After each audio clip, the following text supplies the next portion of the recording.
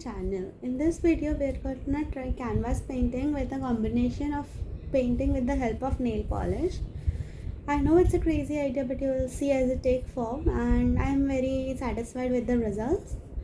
So let's start. So this is a pretty old canvas which I definitely did not finish. So we are gonna start by covering the whole canvas with the help of Fevicryl acrylic colors in the shade Sap Green 02. And this is pretty much similar to the process that I did last time, and as I have already explained in the previous video of the reason behind not using watercolors or oil colors. So those of you who are new here, the basic reason is if you use watercolors it would dry quickly, but if you make a mistake and want to rub it off, then they would just come all apart, and then you would have to do the process of prepping the canvas all over again. And for oil colors, the reason is that it would take forever to dry, because oil colors take a minimum of a week or 2 weeks with very thin layers. And after drying the canvas for around a day, we'll start by using the nail polish. These are the cheap versions which I've got from a local market for around 50 rupees. So we'll start with the process. So first what I did was I just started by pouring the nail polish over the canvas directly, and as you can see that it was supposed to be a satisfying drip, but it did not turn out so well.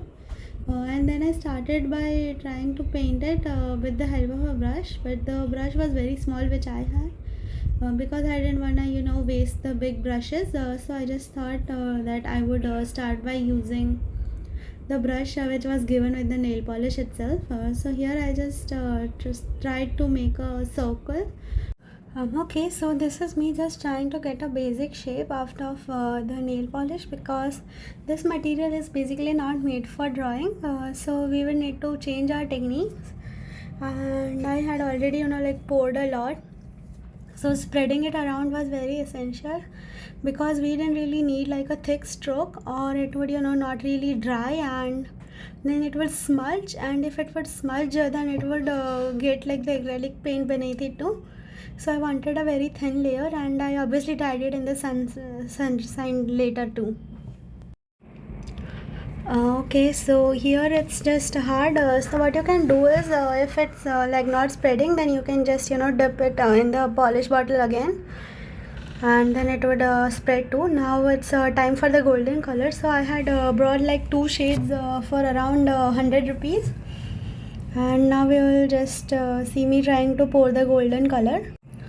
So even here we will use the same procedure. I used the brush which was already provided with the nail polish to spread around. So yeah, this is I also wanted this to be a satisfying pour, but it wasn't, so now it's just me aggressively tapping it on the canvas. So again I just used the brush which was provided with the nail polish bottle to spread it around, and I poured less this time, because as you can see that this one looks kind of like a very big blob, and I didn't have that much space around for this time. So I just poured some, and then I just painted it like you would normally paint it on a nail polish. Okay, so these are good quality nail polish, and basically the thing with nail polish is their shelf life. So if you're gonna buy good quality nail polish, their shelf life would be much higher, and you can use them for up to 6 to 12 months. But since these are cheaper quality, and once you open them, their shelf life is around 2 to 3 months, and after 2 to 3 months they will be very dry. So straight out of the bottle, and after just opening the bottle, it would work very, very fine. So now I just dotted the dots all around the canvas with the help of the golden color. So I used the bigger brush for the dots with the golden color, and then I used a smaller brush for the smaller colors, like the rose gold color.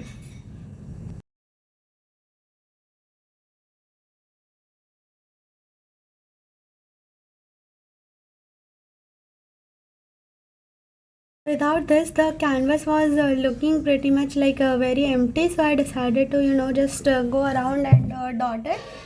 I first thought of using something like a toothpick to get more precise colors. but then I just decided to use like the smaller brush that I had, because if you're gonna use like a paintbrush, then the brush will be completely ruined and you will not be able to use it for any other purposes. But I just cleaned it with the help of like a nail polish remover wipe, and my brush is still usable, so I'm glad for that.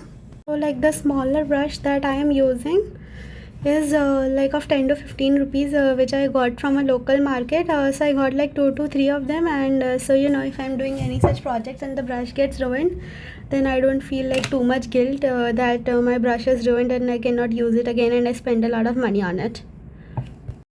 Okay, so now we will move on to the next part, which is lettering. So I used Canva for reference. So it was a quote that I found on the Pinterest, which goes like, it was her chaos that made her beautiful. So what I did was I wrote this quote in Canva, sorry, and then I just tried out different fonts that I liked, and I saved them as an image. So it was easier for me to calligraph it or write it down. So here you can see that I am starting by writing it down on the canvas.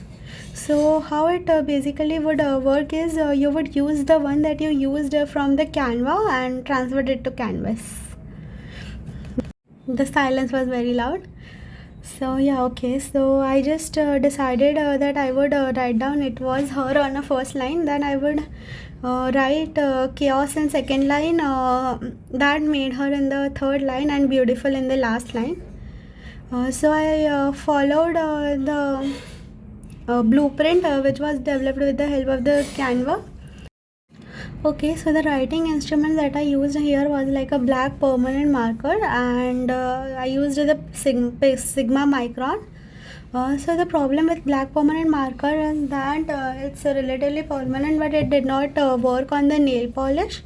And the problem with Sigma micron is that even though it's permanent and it did right on the nail polish, it will not stay and it will smudge. So if you want to make it like relatively permanent, you would have to use like varnish or something so that it would not budge.